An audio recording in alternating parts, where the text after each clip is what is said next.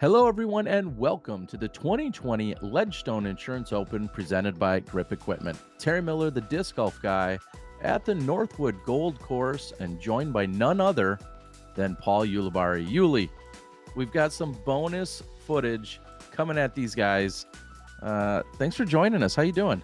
I'm doing well, man. I'm actually really excited about watching this card because I believe this is the fourth card with players that you would think would be lead card all day.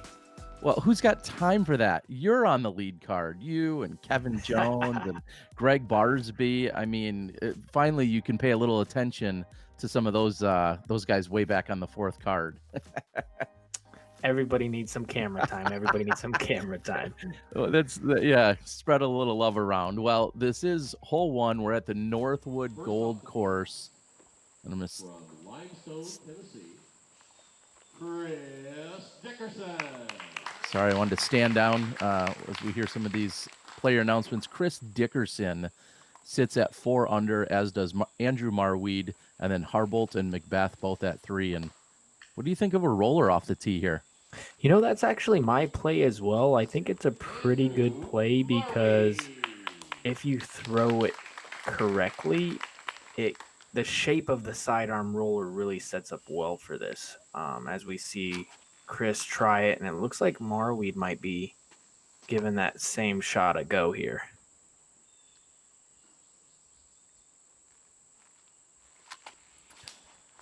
A little less angle, I should say, on it. So just a regular forehand, and that pans out really nice. And he's inside the circle looking at a putt, just on circle's edge. It did roll a little bit at the end, so I wasn't completely wrong there. We'll give you that, sure. And here's Trevor Harbolt.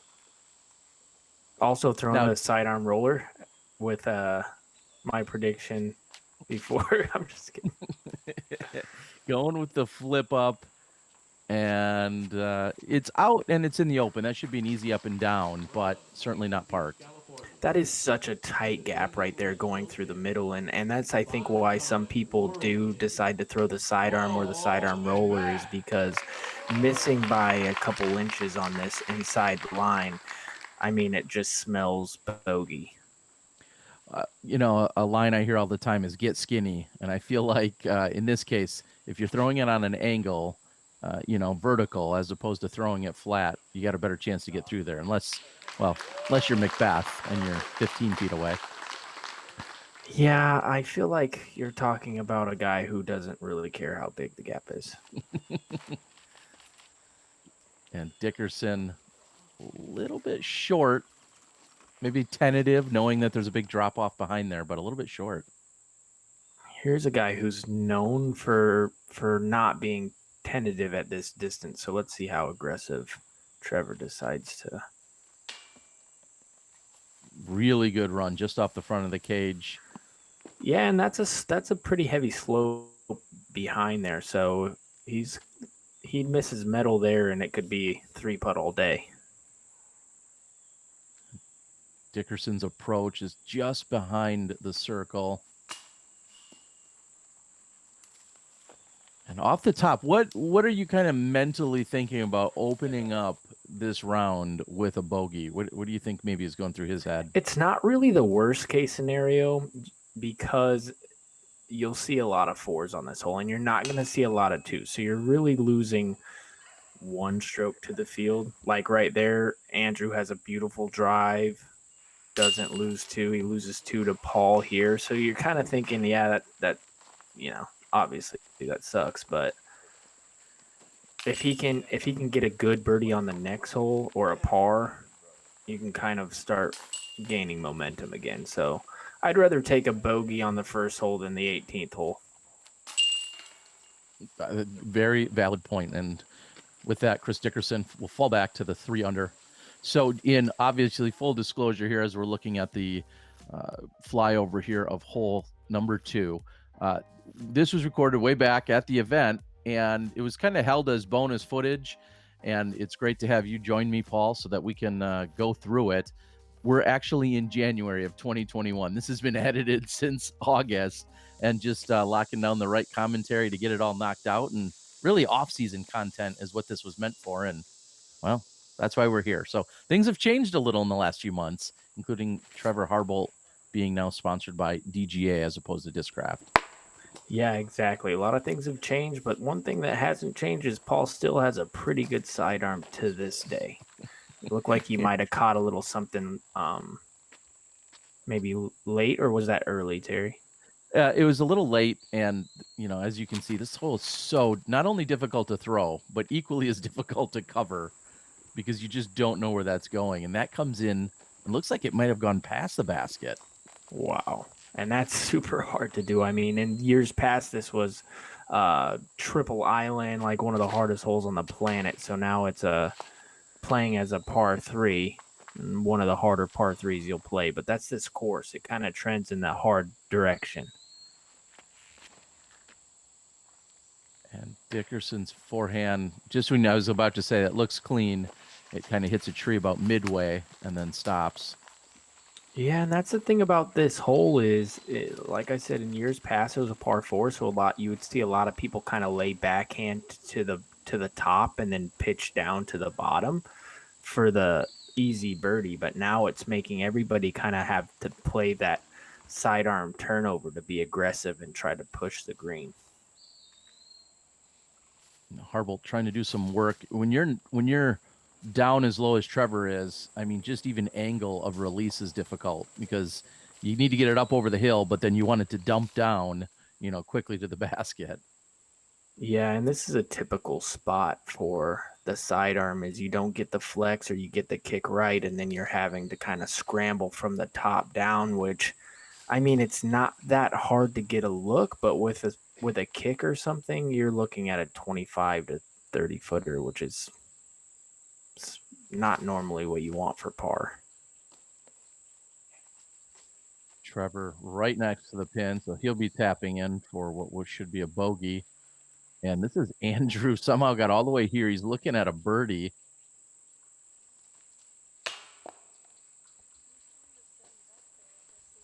Back-to-back missed putts by Andrew. Not something you would expect from such a solid player.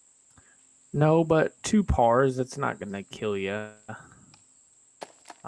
2 bogeys isn't trending in the right direction. But like I said, this course is tough, man. It plays as one of the harder ones on tour, and this hole and the first hole are really kind of bonus birdies. So bogey sometimes would be. I bet you bogey might be par on some tournaments that they play here.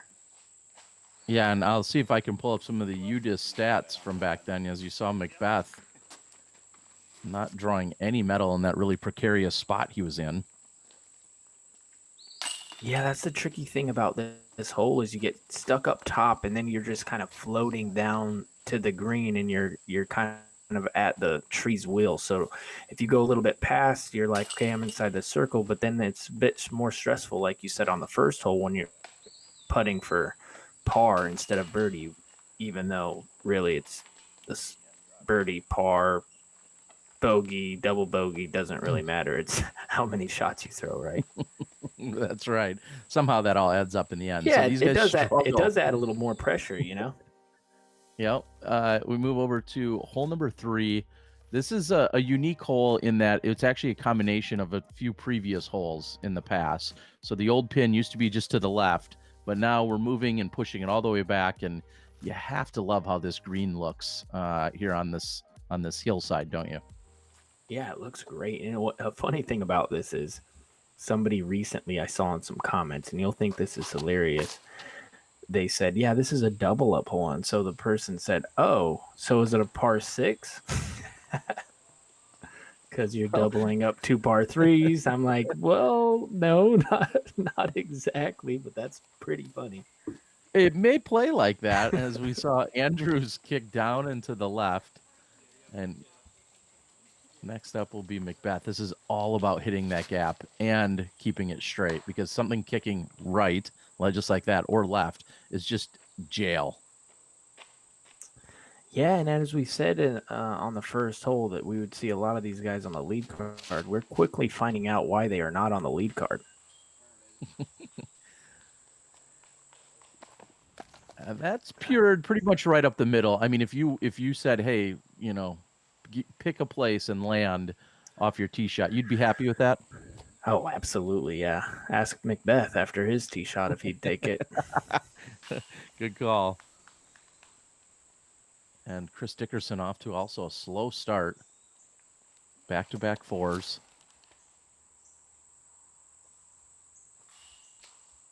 And just a little bit short. You really need to get past a couple of those final guardians to get out into the open, and we'll see what kind of look he has. And McBeth is kind of a backhand roller-ish turnover that it's almost parked for the old pin. I don't think he's happy about that, though. No. Well, then just 3 more shots to get to the other one. Playing the double up.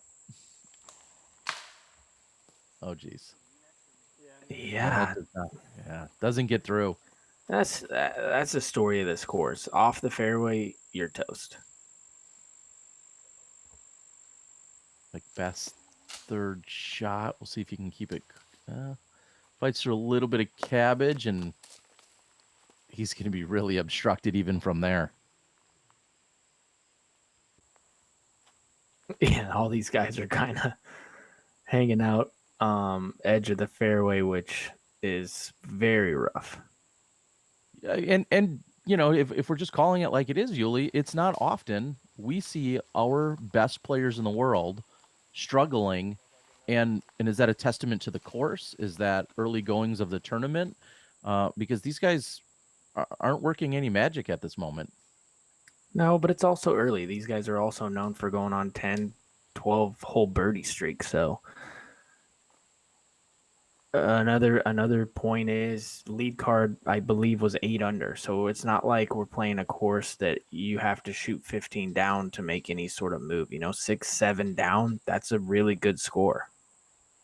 Yeah, I think we saw Kevin Jones open with a 10, and then yourself and Barsby, I think, had 9s, and then there was also an 8 on the lead card, maybe James Conrad. So these guys started out at 4, 4, 3, 3. So they're about 5 or 6 off the lead going into this round. Right. Continued tree Niles or struggles there by Dickerson fighting to that left side. Here's McBeth.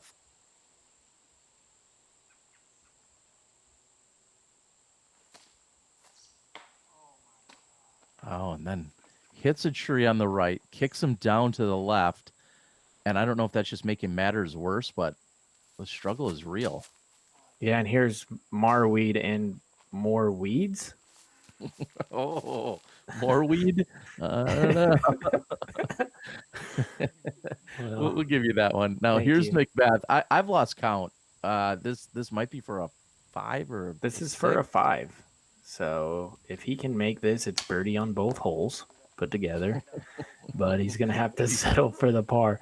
And honestly, this isn't one of the harder holes on the course. This is one that's very scoreable. Doesn't take very much to get into a scoring position, especially with that hillside behind it. It makes for, if you hit any sort of the fairway, you're able to kind of gun it across there and get yourself a putt. So this is very surprising to see this group struggle as much as they are. I mean, I believe this is a birdie putt from Trevor.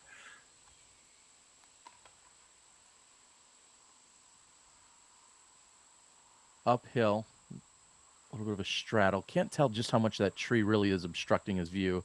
Doesn't seem like much, but you're right. That's a great birdie putt by Harbolt. Yeah, he had to watch a lot of golf before he was able to tap that birdie in. Yeah, which can be a little bit, you could speak to that. That sometimes can be almost a little mentally taxing, right? Watching other people kind of chunder around. Absolutely. But when you have a 15-footer uphill, it's kind of nice as well to watch everybody going left and right playing army golf while you're just chilling in the fairway. Well, Trevor with a great birdie 3. McBeth with the double bogey 6, and then Marwede and Dickerson also with bogeys. So another tunnel shot, hole 4, 540 feet. What are they trying to do here? There's a couple options. A lot of people like to play putter to right about here. just to make sure that you're kind of in the fairway and you have a shot to come down this really, really tight tunnel to this basket. So there's also the play where you try to take as much distance off as possible and throw fast driver and go as far as you can. Or fairway driver. Basically, whatever you throw the straightest, do that. Yeah, accuracy at a premium here just to try to hit the opening of the tunnel. And Marwede was, kind of just laying up saying, hey, I'm not trying to bite off a lot of distance. I'm just trying to find the opening. The problem is the layup found a tree on the right side and kept him off the fairway.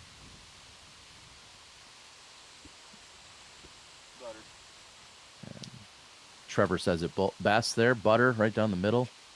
That was just pure from Dickerson. And we'll see if McBeth can get a little push out to the left. So I finally got caught up. The previous hole was the 11th most difficult, averaging 0.07 above par. And this is the 10th most difficult, averaging 0.15 over par. So yeah, and I feel like these are in the middle. Yeah, I feel like this is a way harder hole than the previous hole. And these guys, there's no way these guys go double bogey, birdie. No way. What was that? 19 shots on the last hole combined for a group. There was a lot. That's math beyond me. And it's funny you say that because I would think the opposite. I would think the previous hole is more punishing, and I would think that the previous hole is a little more challenging than this one. So it's interesting you say the opposite. Yeah, I just feel like this fairway is very. I mean, probably not for the other one gives you more opportunity for bogey, probably, but this one's a harder birdie. You mentioned that right, left. We see Dickerson goes from the right side of the fairway to the left side. And Trevor, just a bit short. About circle's edge. Yeah, not bad. Not bad at all.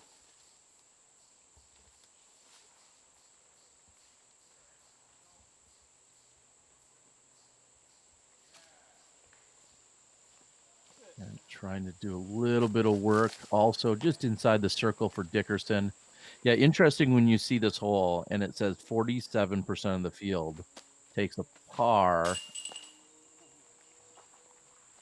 Oh. Paul.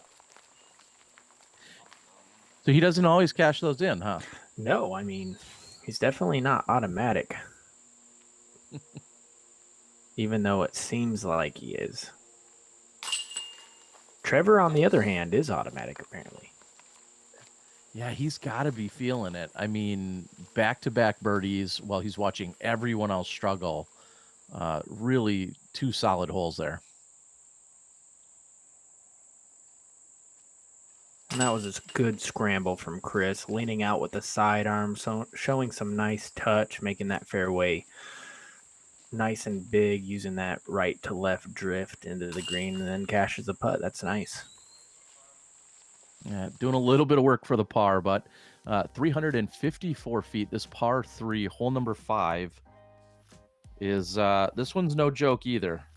When we talk about the difficulty and what they're trying to throw here, as this comes in as the 7th most difficult, averaging about a quarter stroke above par. Forehand all day here? No, see, that's the thing. A forehand is actually, I feel like, a tougher line on this one just because of the shape. Now, with that being said, it's safer for par, but harder to get birdie. Now, backhand, the way it shapes, you can really drift something in there. I mean, sidearm gets you to about, if you throw it perfectly, I feel like gets you to about 30 to 40 feet on the right. But you're able to hit the gap more. If Marwede parks this, I'm going to... Well, no, I think he hit the exact same tree. So it's interesting to see Harbolt, hit that tree with the backhand. Marwede steps up, hits the exact same tree with a forehand. We'll see if Dickerson can make an adjustment. And it's like a left side tree just said, oh, hey, this looks good, but I'm going to drag you into to come visit me off the fairway. Now I expect Paul to make an adjustment here. You don't see him 4 holes in a row on the struggle bus. You don't see that very often. So see if he can get a nice swing here. No. That was pretty bad. So Yeah, just pulled that one tight and right, and that now it's just a matter of how tough is your approach and can you get up and down. yeah, like you said, this hole definitely doesn't get easier from the last holes. It's a specific shot that you have to throw to get the birdie, and none of them did it. Great recovery there by Marwede. I mean, even a premium shot down that fairway doesn't get you in the circle. Like you have to throw a great tee shot to get you in the circle. That's how hard this hole is. And then as the green actually slopes downward, so you have to be thinking about the speed because you can't come in hot because it might carry 30 or 40 or 50 feet past the basket. But from the tee, that would be glorious. Yes. These up shots, though, they're needing to. I mean, it's a tiny fairway, so they're some of the best scramblers in the world, though, along with the best players. They should be able to make do and give themselves at least looks to save par. That was a look, or was that his drive? No, that was a par look for Harbolt. And here's McBeth. Yeah, You're not supposed to work that hard for a par, though, are you, Uli? no, but I've always said this: if you take the top 30 guys on the planet and you put them within 250 feet, they're going to give themselves a look within 40 feet, and they've all managed to do that, even on this hole being, a bit off the fairway. So they gave themselves chances to get the pars. Trevor's the only one that wasn't able to capitalize, it looks like.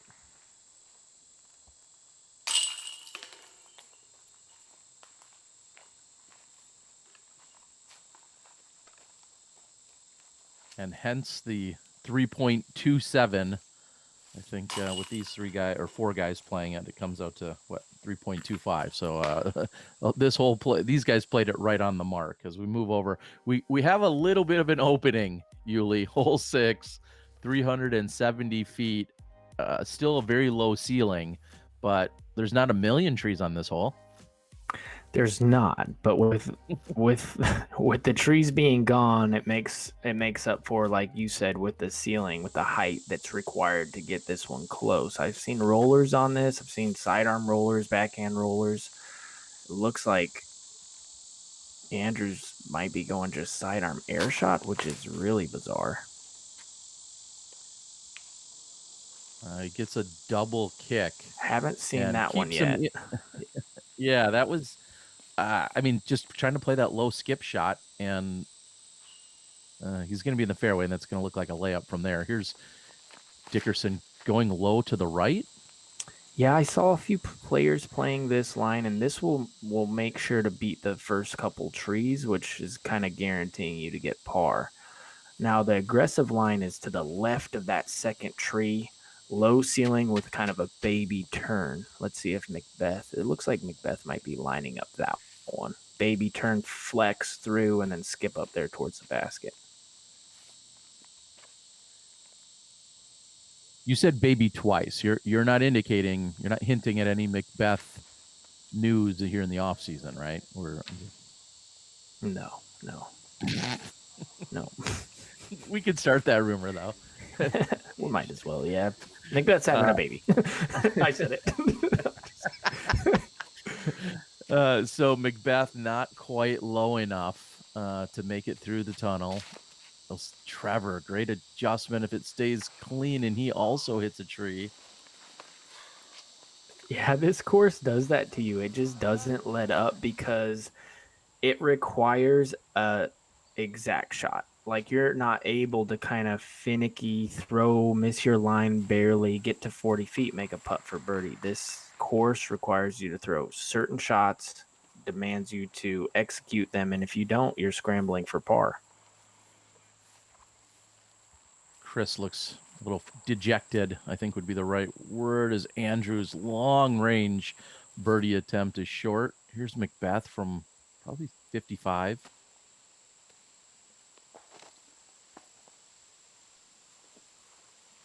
Nothing. I'm not going to say I'm depressed watching this, but this is our top players kind of struggling, and I think the whole card is feeling it. Yeah, again, I think we have to keep that into perspective, though, that I believe this is probably the hardest course we play all year. So, like I said, it requires these demanding shots, and we have time left, and I think in about 2 holes, they're going to be picking up a couple birdies because the holes do get a little easier, and then they get tough again. So, if they can get back to even par going into the back 9, I feel like they can shoot a 4 under, and I think that's like a 1030 rated round, so that's not too bad. Yeah, if I did some quick math, I want to say through 6 holes, our card is collectively 6 over par, and yeah.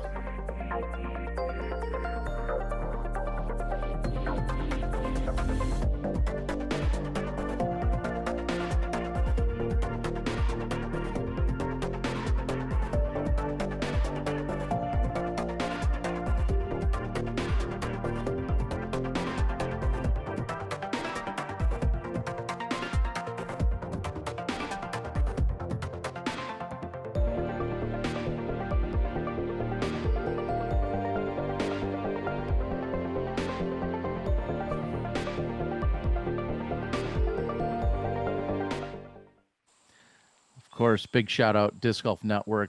Looking forward to really big things in 2021 and beyond.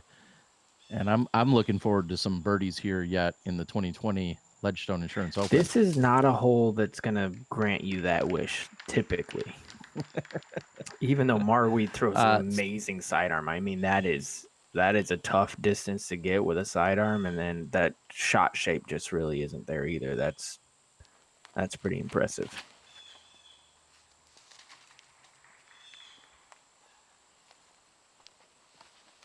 Chris not hitting his line. I mean, and it's incredible to see just how small these gaps are on this relatively open hole. Yeah, the designer did a really good job of really pinching the competitor in. Unique line there by McBeth going roller. It's heading right toward the pin, and looks like it's going to join. Yeah, Marwede no more than 4 feet away from Andrews. Two very different shots. Yeah, no more than a couple feet away, but more weed over there in the. Harbolt gets a little love, and he's in the open, but looks like he might be out of range unless he can really bang something from downtown. This is a sneaky fast green as well. So it's kind of pitched up on a little podium there. And then just past it, it does drift down a bit. So if you catch a little roll or something, you can be putting back from about 25 feet on a high rise. So Andrew has a look at birdie.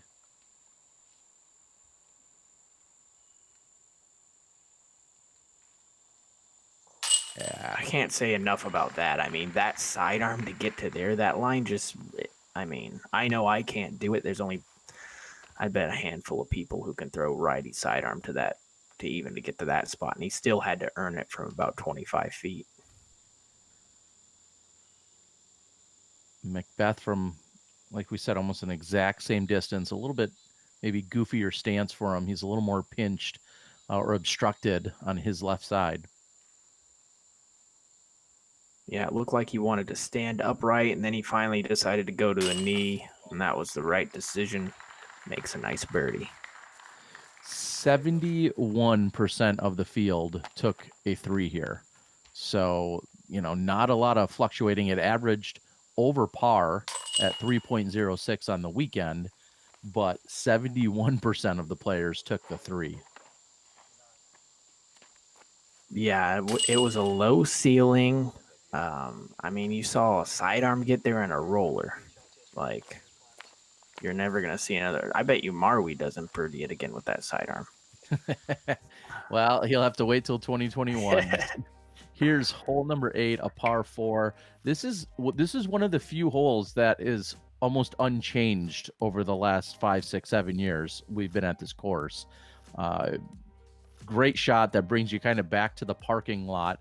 And again, you see forehands, backhand rollers, a little bit of everything. Yeah, I think the typical tee shot is going to be a backhand roller. And every time I say that, Marwede throws a sidearm, which is fine because, like I said, that last sidearm was absolutely incredible. But this, for sure, to me, is the easiest hole on the course, hands down. Yeah, this is one that actually can give you a look at eagle. If you get a really, really aggressive roller down. Yeah, and even if you hit that guardian tree right in the middle, you can still kind of get one to the green from there. So McBeth with a really late tree, but again, got most of the distance he was looking for on this. Chris going with his super understable D6, I think.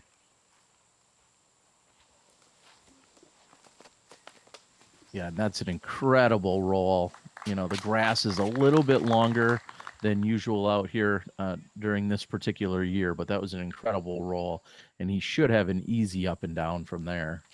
Yeah, and then, not to complain, but we teed off a bit later than them, obviously, because we were the lead card. And the grass was even burn. The grass was even taller then. Because the fourth card was pushed so far back, and you guys were like hours later in the lead card when the limo dropped you all off. Yeah. And you're right when you go ahead. No, so yeah, the grass definitely has to be a little bit longer for us. So we had it tough. You're right though when you say you feel like this is one of the easier holes. UDisc confirms you are correct. It's the 15th most difficult, so one of the easier holes for sure. And by that, it's still only average 3.9, which is barely below par. So that tells you how tough this course is. That's crazy, but I do remember taking. I won't. No spoilers. Even 2 years later, or whatever we're doing. I do remember taking a score on it. I'm going to blame it on the high grass that I had to deal with. You parred it. I did, yes. Trevor off to the... He's got a... Oh, no. Oh, wow. He didn't even see that one. Still out. Nope, you got to look up. Sometimes we get hyper-focused and we're in the zone. We want to make it, and then you don't even take a look above you to see the little twig that grabs you.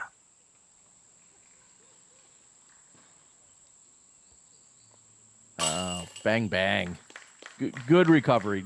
Just to say mentally focused. His last throw went like 4 feet. So to stay mentally focused to then still step up and bang that outside the circle putt is great. Absolutely.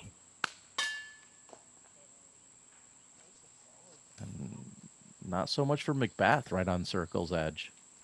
Yeah, you can see if you look above the basket, it is a little bit breezy, so that could play a little bit with trying to get the height right. That 30-foot mark is that spot where you can really be susceptible to the conditions out there.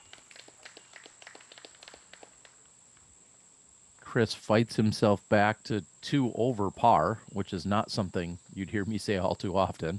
Here I am making excuses for McBeth missing 30-footer. Come on, man. I take it back. Unacceptable.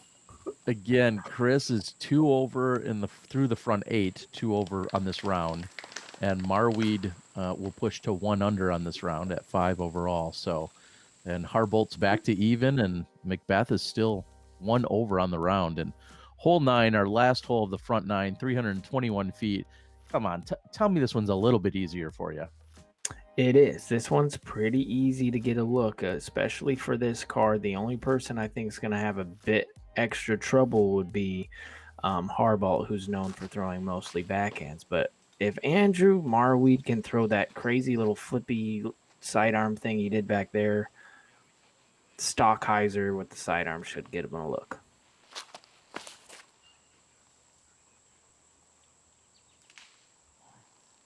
Not quite clean. It looked like it had the right speed and a pretty good line, but just a little too high. Yeah, he's going to have a long distance look, though, still. I mean, this isn't one you're going to see these guys just take crazy bogeys on. At most, you're going to see these guys circle 2.